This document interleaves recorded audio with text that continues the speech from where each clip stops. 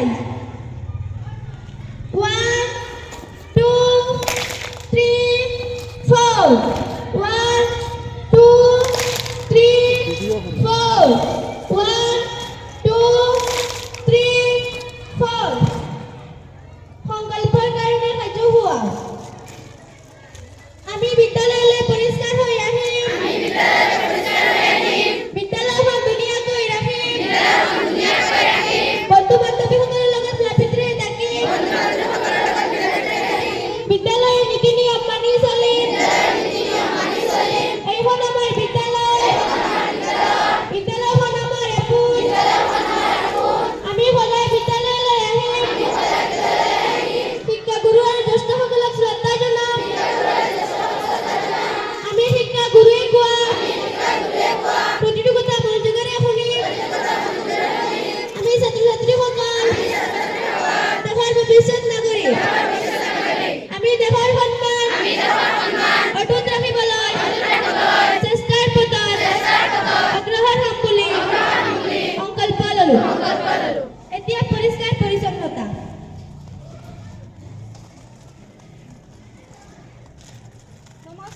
নমস্কাৰ। পৰিষ্কাৰ পৰিচ্ছন্নতা। হাত দুখন ৰাখিবা পৰিষ্কাৰ কৰি। সুস্বাস্থ্য হ'ব তোমালোকৰ সদায় লগৰী। খোৱাৰ আগত আৰু খোৱাৰ পাছত হাত দুখন ভালকৈ চাবোনেৰে ধুবা। শৌচালয় ব্যৱহাৰ কৰাৰ পাছত হাত দুখন ভালকৈ চাবোনেৰে ধুবা। নখ চুটিকৈ কাটিবা যাতে নখৰ ভিতৰত মলি সোমাব নোৱাৰে। দাঁতেই মানুহৰ বল। দাঁত সৰিলে আয়ু কমে আৰু দাঁতৰ বিষ হ'লে আহাৰ খোৱাত শান্তি নাহে। গতিকে আমি দাঁত ভালে ৰাখিবলৈ যত্ন ল'ব লাগে।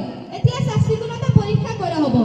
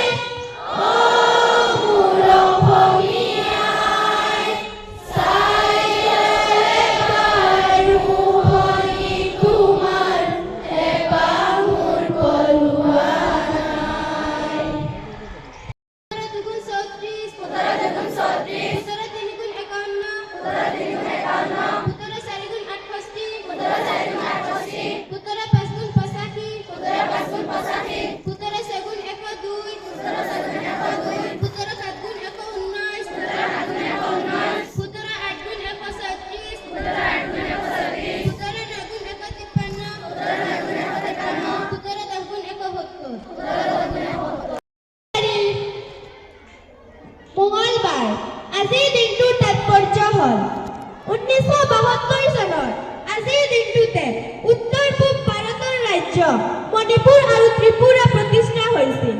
1994 চনৰ আজিৰ দিনটোতে শিলচৰত অসম বিশ্ববিদ্যালয় মুকলি কৰা হৈছিল।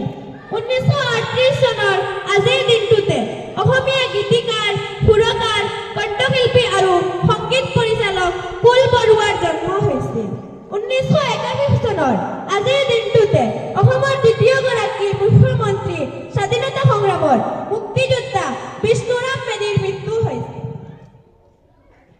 আজিৰ বাতৰিৰ শিৰোনাম: 60টাৰো অধিক চিলনী চুৰ কৰা জয়দেৱৰ বৰিত লাগিল গুলী। গুৱাহাটীত দিন দুপৰতে দুৰ্বৃত্তই তপিয়াই নিলে 5 লাখ টকা। ৰাজ্যত কঁপাই যোৱা মাজবাট দৰ্শন কাণ্ডৰ ৰায়দান 5 দোষীক যাৱজ্জীৱন কাৰাদণ্ড। ৰাহুল গান্ধীক সকাহ প্ৰদান উচ্চতম ন্যায়ালয়ত। নমস্কাৰ, মই এটা কবিতা আবৃত্তি কৰিবলৈ আহিছোঁ। কবিতাটোৰ শিৰোনাম হ'ল বোকাটোৰ আৰু কবিজনৰ নাম হ'ল কবি কুলদীপ মেধি। বোকাটোৰ: মই জানো এদিন মৰিম, তথাপিও জীয়াই থাকিবলৈ বিচাৰিম, কাৰণ মোৰ এটা কুকুৰ, এটা গৰু আৰু এটা গাহৰি আছে। সিহঁতে চিঞৰে, মই জানো সিহঁতে বুকত চিঞৰে, আৰু ইয়াকো জানো যে চিঞৰিলে ভোক পায়।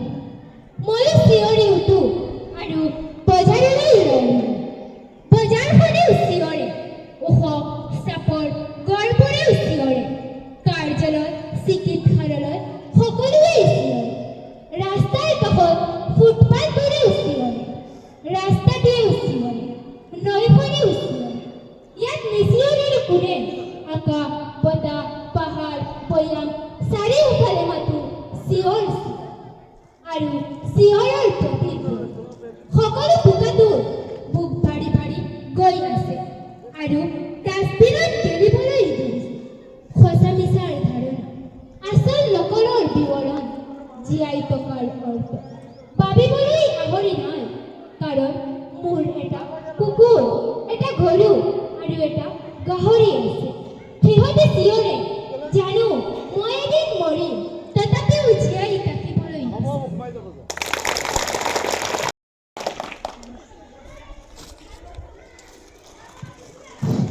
নমস্কাৰ, মই এটা মহৎ লোকৰ বাণী ক'বলৈ আহিছোঁ। The future depends on what you do today.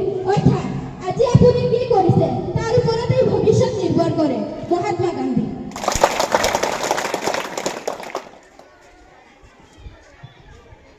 নমস্কাৰ, মই এটা মহৎ লোকৰ বাণী কওঁ। খং নকৰিবা, নিজৰ সৰ্বনাশ হ'ব। অহংকাৰ নকৰিবা, পতন হ'ব। কাকো ঘৃণা নকৰিবা, নিজেও ঘৃণিত হ'বা। ফাঁকি নিদিবা, ফাঁকত পৰিবা। স্বামী বিবেকানন্দ। নমস্কাৰ, মই এটা মহৎ লোকৰ বাণী কওঁ। এই পৃথিৱীত কাৰো ওপৰত বেছি নিৰ্ভৰ নকৰিব, কাৰণ এন্ধাৰত থাকিলে আপোনাৰ নিজৰ ছায়াও এৰি যায়। Doctor APJ Abdul Kalam. এতিয়া ভাতৰ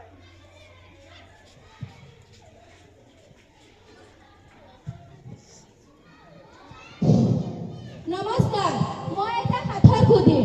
3 আখৰৰ বস্তু সকলোৱে পঢ়ে, তাৰে প্ৰথমটো গুচি গ'লে অনুভৱ কৰে। শুদ্ধ উত্তৰ।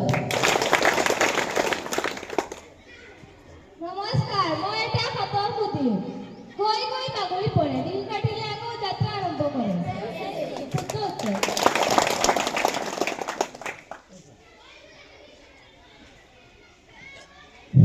নমস্কাৰ, মই এটা সাঁথৰ সুধিম।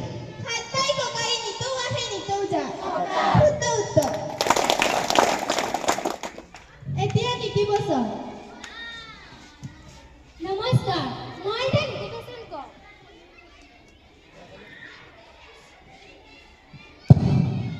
নমস্কাৰ, মই এটা নীতিবচন কওঁ। বতৰ যেনেকৈ পৰিৱৰ্তন হয়, ঠিক তেনেকৈ মানুহৰ মনো পৰিৱৰ্তন হয়। আজি আপোনাৰ আপোন মানুহ যেন হয়তো কাইলৈ আপোনাৰ শত্ৰু হ'ব পাৰে। সেয়েহে নিজতকৈ আনক বেছি বিশ্বাস কৰাটো বেয়া সপোনৰ বাহিৰে একো নহয়।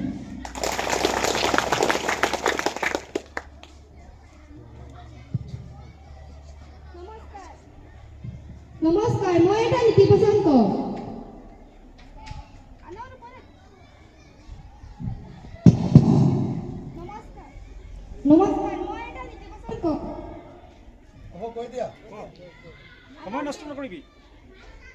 হ'ব কৈ দিয়া না এনেকৈ কৈ দিয়া নমস্কাৰ, মই এটা নীতিবচন কওঁ। আনৰ ওপৰত কেতিয়াও বিশ্বাস নকৰিব, কাৰণ আপোনাৰ পৰিচয় নিজেও দিব লাগে।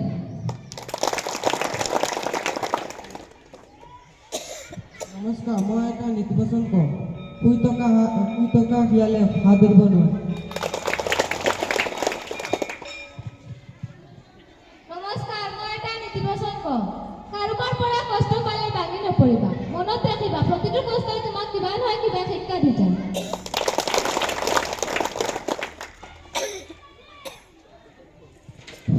নমস্কাৰ, মই এটা নীতিবচন কওঁ।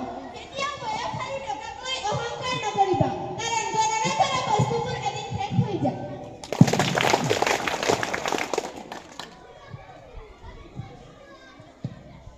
নমস্কাৰ, মই এটা নীতিবচন কওঁ। মেন ইজ মৰ্টেল, অৰ্থাৎ মানুহ মৰণশীল।